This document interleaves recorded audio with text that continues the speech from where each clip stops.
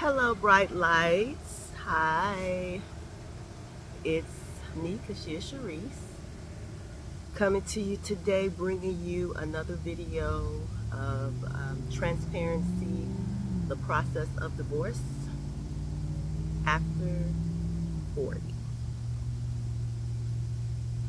the parenting class. So, today we had the parenting class. It was supposed to be in person, but they end up having it online. It was a 3 hour class, and it basically went over some of the things that you should look for in a child when divorce is involved. So they went over the feelings that a child may have at the different age ranges if you're going through a divorce. They went through ways that you can cope with that, ways that you can figure out a way to understand your child and what they're going through. They also went through child support. So, if you're needing child support, what the steps would be, what that would look like. They also addressed domestic violence in the home and how that affects the child and ways that you can get help. So, it was a lot of information that was in the class to be able to help parents to be able to be a better parent in the situation, to navigate through some of the emotional difficulties that their children may be going through. And a lot of stuff we have with our 9-year old, we have experienced some of those emotions that she has been going through, such as not understanding why we are getting a divorce. So there's confusion behind it just because we don't have the typical divorce scenario that a lot of people may have, such as name calling or bitterness or anger towards the other partner. We don't have that, nor do we display that when we're around each other. And we still let her know that we love each other. However, we are not compatible. And it brings confusion because she doesn't understand at 9 years old that, okay, if you love each other, why can't you be together? So that's been one emotion. Another emotion has been just being sad and crying, especially if she has questions or if the divorce is brought up, if we're having like a family meeting and divorce topic is brought up, her being emotional also has happened. And then I know she has been having trouble with some of her schoolwork, so I need to look more into that to find out if that is directly related to us getting that divorce or if she's just having trouble. My own opinion is that she's just having trouble in math, in certain areas of math, but she says she also had issues with another um, subject as well. So I am a parent that is very active in my children's lives. So I am very close to a point where I'm able to pick up on a lot of the things that they may be going through, a lot of the emotions, even if they do not verbally express it to me. I am able to pick up on it based on their body cues or facial cues. So that's what I will be looking more into now. We do have three children under 18 in the house. My 15-year-old son, he talks. He's verbal, especially if I ask him a question. So I've been able to ask him questions, and he's been very verbal as far as being able to express how he feels about the situation. And then our 14-year-old daughter, she's been verbal as well as far as expressing how she feels. Now, does it affect them on a deeper level? I'm pretty sure it can at times, and that's why we have discussions about how they're feeling, um, about the divorce, about our family, about the dynamic of our family. We always have those discussions so that we can open up those questions to be answered and be able to just really find out how they truly feel without no judgment. I think that's important that the no judgment is attached because a lot of times questions don't want to be asked, by our children because they feel like we will look at them a certain way, or we will judge them because they asked the question. But the way that we do it at our house, at the house that they are at, is when we have family meetings.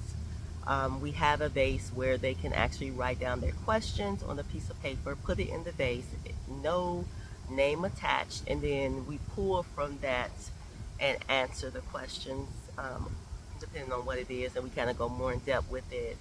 And it is very helpful because it allows us as parents to really see how our kids how they're processing our decision. Divorce is already hard in itself, and then when you have kids as well, young kids, it just adds another layer because you just want to make sure that you're addressing every emotion that they have. Because the thing with feelings and emotions, it can go negative at any time, such as, children acting out outwardly in a negative way, hanging with the wrong crowd, picking up, bad habits, indulging in things. So those are things that can happen if these issues, if their feelings aren't acknowledged, if their feelings aren't worked through. And counseling is another way that you can get, your children help. We are looking into that for our children so that they can have a third party that they can talk to about not just, the divorce, but also the changes. With me being out of the house now, I'm not in the house. I used to be in the house and very involved with the kids. So that is the change in the dynamic. So with me being out the house, I know it's a little bit different with them being at the house with their father versus when we both were in the house. I was a lot of times the go-between or the buffer when it came to certain things. But so far, we've been able to work through things. We've been able to co-parent successfully so far, so that's a good thing. The kids, we don't involve our children in any of our discussions as it relates to where we are in the divorce. We don't involve them in any of the feelings that we may have as it relates to the divorce, even though it has come up once or twice. So we do actively work on that. We try not to do that, but um, with divorce, it's up and down feelings on how a partner may feel, and it has happened where there has been discussion in front of the kids, and even though we decided not to do that, it still comes up. So we address it at that point. But I just wanted to come on just to be able to give you all like the process and how that works. I know every state is different. If you don't have kids that is involved, then it's an easier process because it's just between you and your partner. And if everything else is able to be settled, it could probably be a quicker process. But when children are involved, there are certain steps that you have to take as it relates to the court to make sure that the child is and will be taken care of.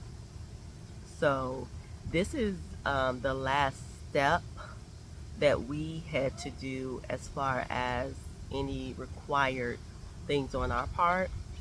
The next step will be the final divorce, which will be in October. And we're just waiting right now. We're waiting for the time to elapse so that when that final day comes, everything gets stamped and we will be officially divorced.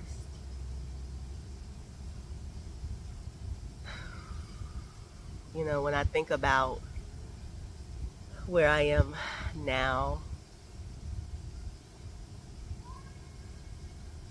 you know, I'm still confident in my decision. It just saddens me that it had to get to this point because there were many chances where it could have been changed or turned around, but it just wasn't.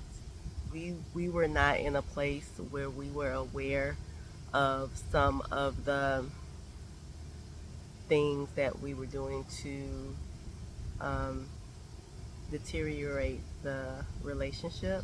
We were not in a growing space.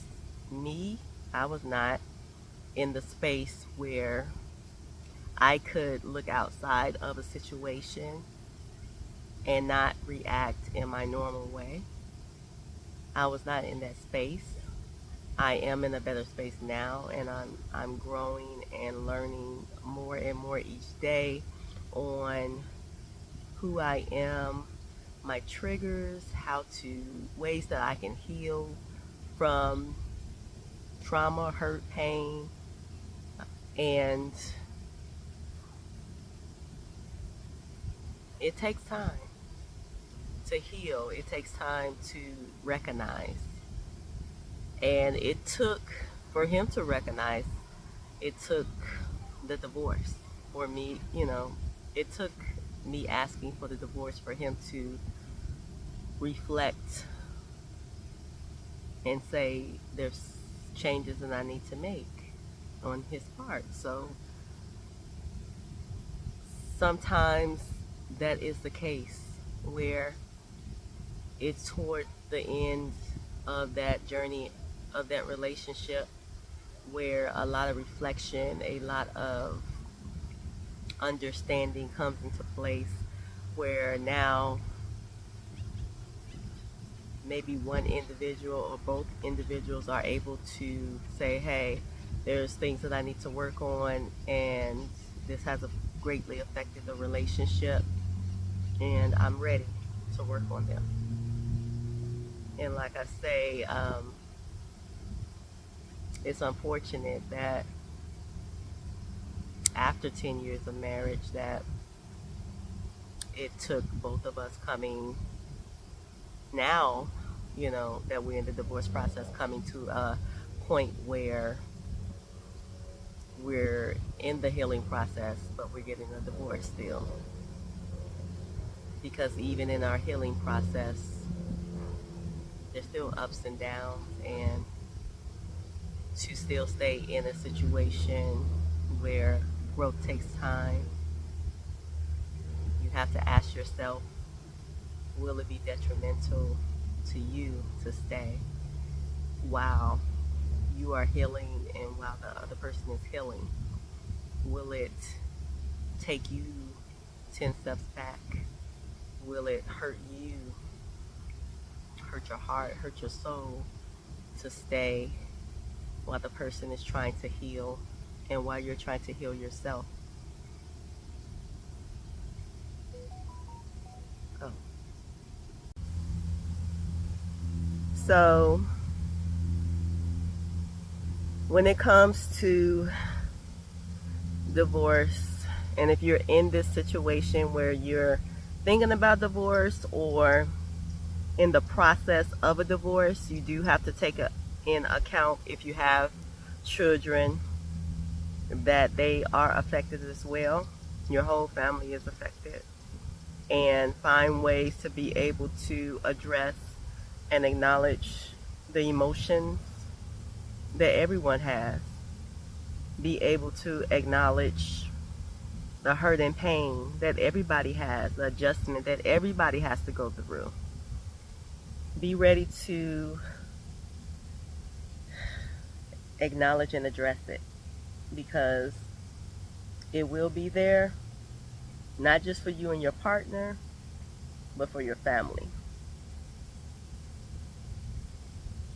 So as me and my partner is waiting for the days to elapse, which is 61 days in Arizona, I will still keep you posted weekly until the divorce is final. I will keep you posted up until that point on how everything is going, and also the feelings and emotions that the family is going through and how we're dealing with that. But I want to thank everybody for their support. I pray that this is helping someone out there that may be going through this, that is helping someone that may be having a difficult time in this process or making a decision. You want to look at everything in totality. If this is the decision that you're making, do know that it's a reason why you're making the decision. Always seek prayer, seek God when you're making the decision. And if it is confirmed that your decision is correct, and God releases you to go forward with a divorce, do know that you need to stand on your decision and don't waver, because when you waver back and forth, when you're in one and in it and then out it, in it and out it, and you get confused, that messes with the whole dynamic of the family and how they're feeling, and that's when confusion can set in and anger for either the children or the other spouse. So make sure you're standing on your decision, and you're doing the things that's necessary to make sure that the family stays intact, as far as that stability of their mental and their spiritual self. Because if you're not looking at all sides of it and how it affects not only you but everybody, that's when chaos can erupt and things can get out of hand. So make sure you're looking at all sides of it, not just yours. So again, my name is Kashia Sharice. I want to send you peace, send you love, and send you all this light. And I'll talk to you next week. Bye.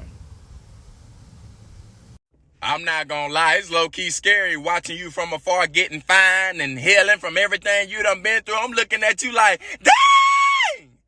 Girl, is that you? Woo! Keep going!